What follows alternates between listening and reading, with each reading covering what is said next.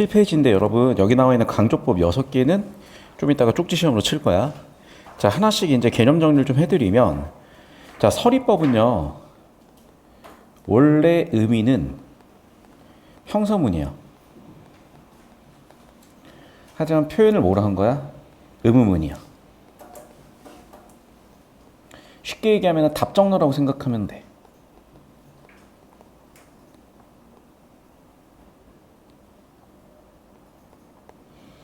여자친구가 남자친구한테 오빠 나 예뻐? 라고 물어보면 예쁘다고 답을 해야 될 거 아니에요.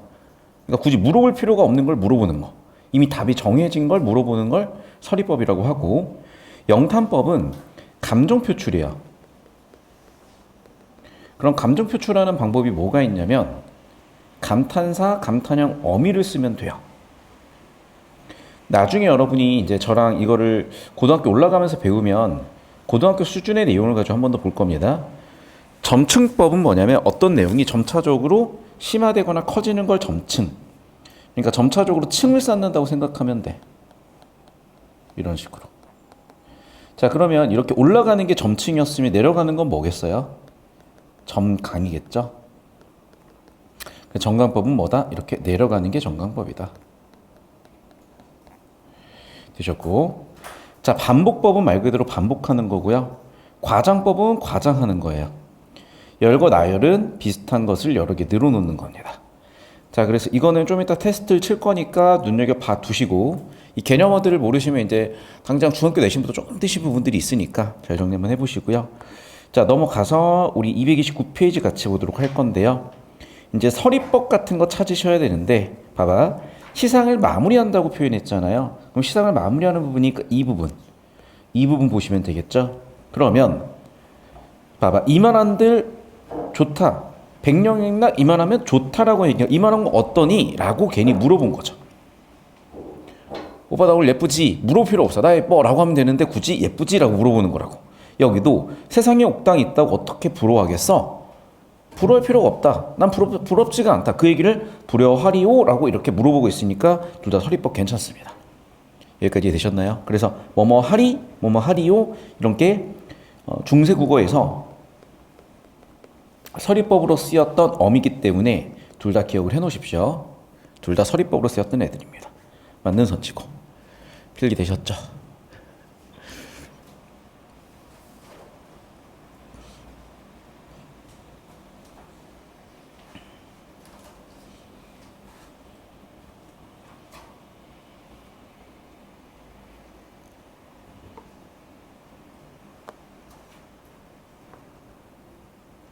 자, 계속해서 C의 중장은 서리적 표현을 사용하여 대상의 처지를 드러내고 있다. 자, 뭐뭐 하노라 라고 나와 있잖아. 여기도 뭐뭐 하리 라고 나와 있잖아. 근데 중장이니까 어디겠어요? 낙하강풍 여기겠죠? 자, 낙하강풍의 어느 가지에 내가 의지하겠어? 라고 물어봤으니까 중장이고 서리적 표현도 가능하고, 내가 갈 곳이 없다는 거잖아. 갈 곳이 없다? 화자의 처지 되겠죠. 괜찮습니다. 그러면. 근데 봐봐. 화자였을까 두견이었을까? 일단은 두견이 얘기긴 해. 근데 화자도 그렇다고 해석하셔도 될 것 같고. 그래서 두견이가 어느 곳에 가리, 어느 가지에 가리, 갈 곳이 없구나. 대상의 처지가 그렇구나. 이렇게 정리하시고, 자, 시조는 다들 알고 계시죠? 시조의 첫 줄을 뭐라 그러지? 초장이라고 해요. 가운데 있으니까 두 번째 줄은 중장, 세 번째는 종장이라고 합니다. 이게 왜 중요하냐면 지금 여러분이 이제 1학년 내신에서 이걸 아예 자세히 묻는 학교 시험 문제가 있었어요. 이걸 썼어야 됐어. 그러니까 정확히 써주시고, 자, 그 다음에 이제 여기 나와 있는 이렇게 세 글자잖아. 그래서 첫 어절 또는 첫 음보, 첫 음보라고 표현하는 게 제일 정확하긴 해요. 첫 음보가 3음절로 시작이야. 그럼 여러분 어절은 뭐고 음보는 뭐고 음절은 뭔지 정확히 하셔야 되잖아. 그러니까 음절이란 건 여러분 음의 마디예요. 그래서 3음절, 얘는 음의 마디고 우리가 발음하는 단위야. 자, 예를 들면 발음이라고 발음하지 발음 이렇게 발음하진 않잖아. 발음이라고 발음하지. 그래서 음절은 뭐라고? 이렇게 음의 마디, 발음 단위를 음절이라고 합니다. 그래서 시조는 종장의 첫 음보가 3음절로 시작을 해야 되고, 자, 그럼 왜 3음보냐? 자, 음보라는 건 끊어읽기 기준이라고 그랬어요. 이게 보통 시조는 4음보였어. 그래서 백호야, 하나지 마라, 내고 썰어 하노라. 자, 그리고 글자 수가 보통 3, 5, 4, 3의 글자 수도 있었어요. 근데 어쨌든 음보 단위를 다시 한번 설명하면 여기, 여기, 여기 이렇게 끊어주더라. 됐니? 음보까지 정리를 하셔야 돼. 자, 그러면 이제 시조의 형식에 대해서 나올 수가 있어서 이쪽에 정리하겠습니다. 자, 칠판 이쪽으로 따라와 볼게요. 자, 여러분, 우리가 쪽지 시험 칠 게 6개가 있었어요, 아까. 그리고 7번째는 시조의 특징에 대해서 쓰실 거야. 여기 잡고 계세요. 오늘 우리 쪽지 시험 칠 거 6개 정리하겠습니다. 첫 번째, 서리법. 이거는 이제 중학교 내신에도 나오니까. 두 번째는 영탄법. 세 번째는 점층법. 네 번째, 점강법. 다섯 번째, 반복법. 여섯 번째, 과장법. 그리고 일곱 번째, 열거법. 자, 그리고 여덟 번째가 시조인데요. 자, 시조의 형식 하나씩 정리해 볼게요. 시조. 첫 번째, 사음보. 두 번째, 초장, 중장, 종장 구조고, 세 번째, 종장의 특징인데 3호, 4, 3의 글자 수를 가지고 있어요. 여기서 제일 중요한 것 중에 이 세 글자인데, 종장 첫 음보의 3음절. 이건 19채 향가라는 애가 있었어요. 향가의 낙구 흔적이다. 여기까지 꼭 기억해서 정리하셔야 되고, 뭐 오늘 한 번 한다고 다 되진 않아요. 그래서 두 번, 세 번 이제 해드릴 거야. 자, 시조에 대해서는 이 정도 정리하면 되고, 다섯 번째, 45자 내외. 그래서 이런 정도 내용만 정리해두면 크게 문제는 없겠습니다. 필기하시죠. 자, 그럼 이제 이거는 8번 정답을 이렇게 5개 써주셔야 되는 거예요. 시조의 형식에 대해서.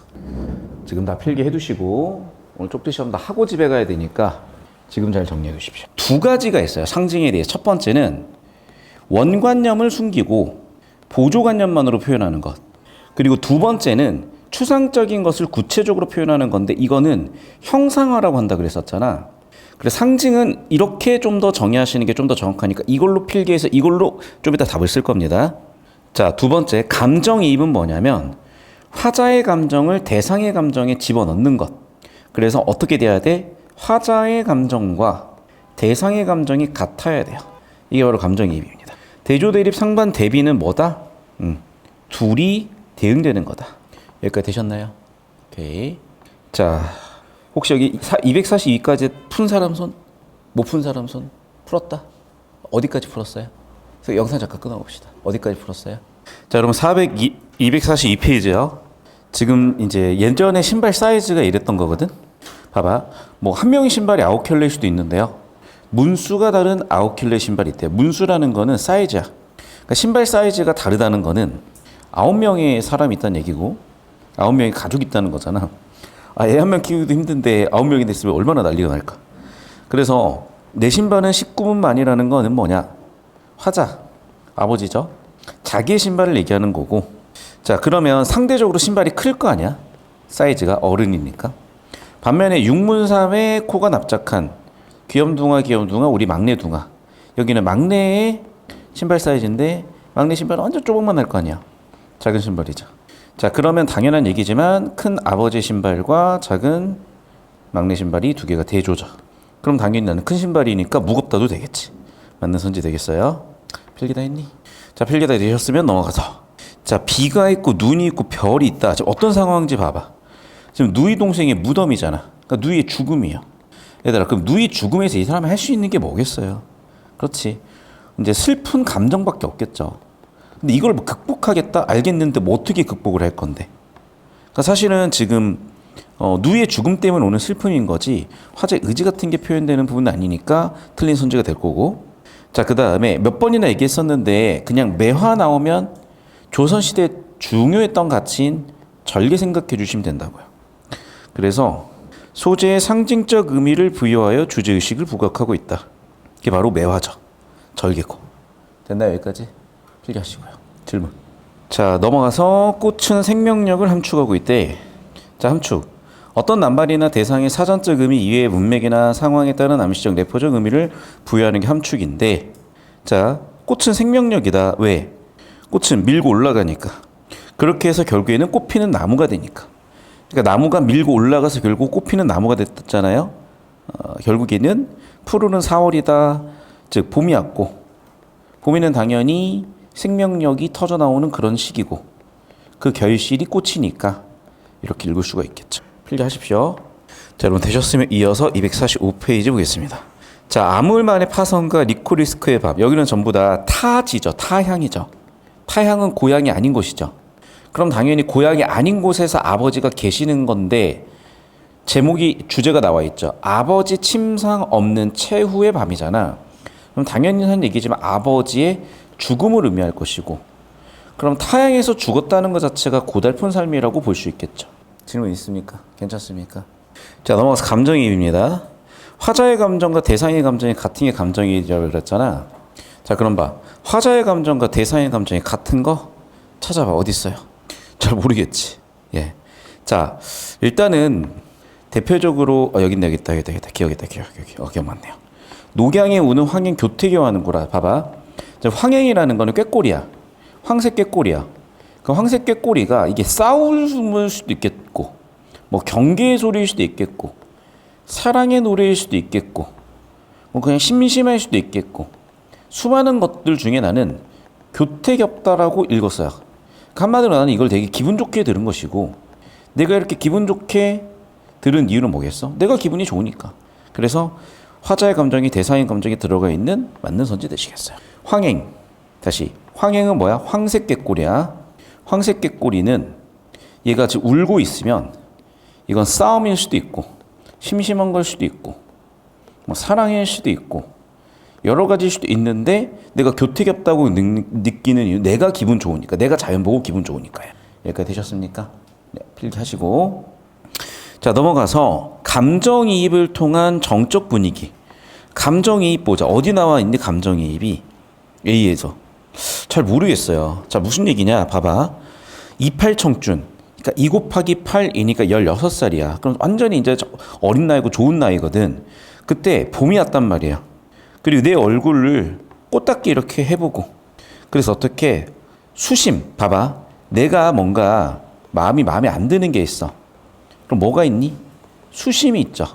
그럼 그 수심을 어떻게? 새한테 가져가라는 거야. 그럼 결국에는 내 마음 상태에서 수심은 이제 슬픈 마음 같은 거예요. 그걸 새가 가져갔으니까 내 마음이 해소가 된 거죠. 수심, 뭐 슬픔 같은 것들이 해소가 된 거라고.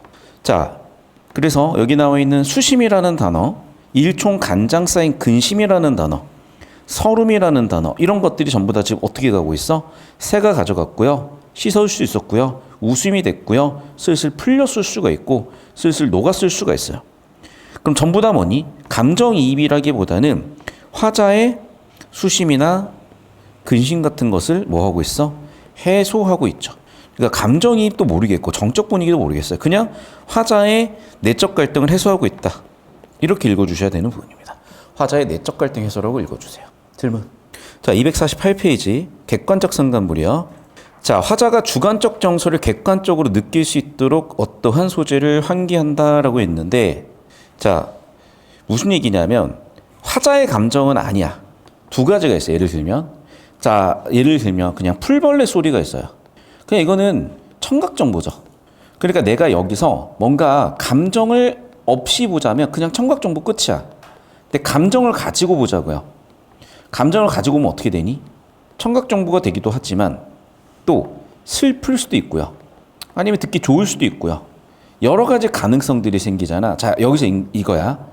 화자의 감정과 대상의 감정이 같을 때가 있고 다를 때가 있는데 어쨌든 풀벌레처럼 객관적이고 원래는 감정이 없는 것에 이렇게 감정을 연결시키면 이걸 객관적 상관물이라고 하는 거고 그 안에서도 화자의 감정과 대상의 감정이 같은 걸 감정이입이라고 합니다. 그래서 정리하면 자, 객관적 상관물은 화자의 감정과 대상의 감정이 같을 수도 있고 화자의 감정과 대상의 감정이 다를 수도 있는데 여기에 해당하는 게 뭐다? 감정이입이다. 됐니 여기까지? 자, 그러면 결국은 봐봐. 풀벌레 소리가 가득 차 있었대요.